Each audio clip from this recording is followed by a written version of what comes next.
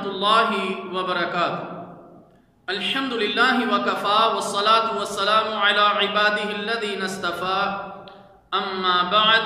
अल्लाहुम्मा सल्लि अला मुहम्मद व अला आलि मुहम्मद। मोहतरम सामईन किराम, आज की गुफ्तगू में नमाजी के लिबास बारे गुफ्तगू की जाएगी। लिबास नमाज के लिए शर्त है। नमाज अदा करते हुए मर्द व औरत को इसका ख्याल रखना ज़रूरी है, वरना नमाज नहीं होगी।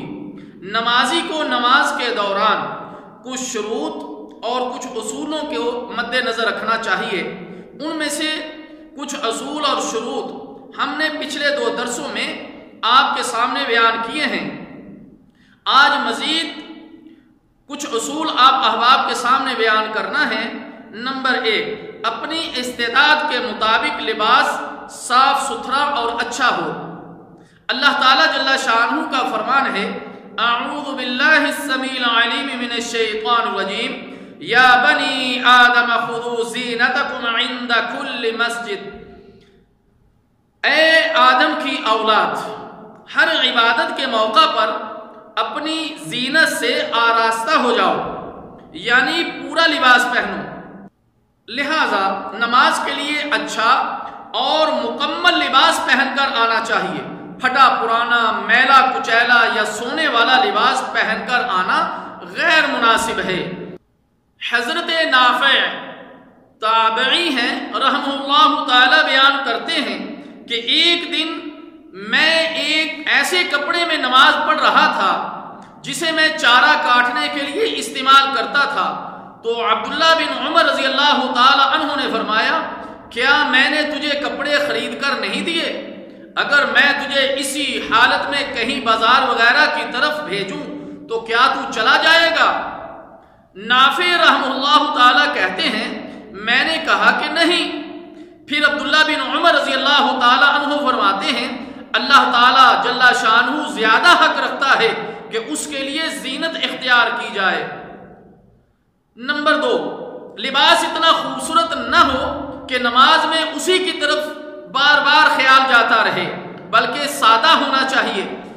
एक मर्तबा रसूलुल्लाह सल्लल्लाहु अलैहि वसल्लम ने एक खूबसूरत धारीदार कपड़े में नमाज पढ़ी। फारग हुए तो उसे उतारते हुए फरमाया, मेरी ये खूबसूरत चादर अबू जुहैम के पास ले जाओ और इससे अंजानिया वाली सादा चादर ले आओ। उसने तो मुझे नमाज से गाफिल कर दिया। यानी इस चादर ने, इस लिबास ने मुझे नमाज से गाफिल कर दिया। इसी तरह मुसल्ला भी सादा होना चाहिए और सामने भी कोई ऐसी चीज नहीं होनी चाहिए जिसकी तरफ नमाज में ख्याल जाने का अंदेशा हो। सही बुखारी। नंबर 3, कपड़ा सिमटा हुआ ना हो, यानी कफ या शलवार वगैरह के पांचे ऊपर को मोड़े हुए ना हो, फोल्ड ना किए हुए हों। अल्लाह के रसूल सल्लल्लाहु अलैहि वसल्लम ने इरशाद फरमाया, मुझे 7 आज़ा पर सजदा करने का हुक्म हुआ है कि ना मैं बाल बांधूं और ना कपड़े समेटूं।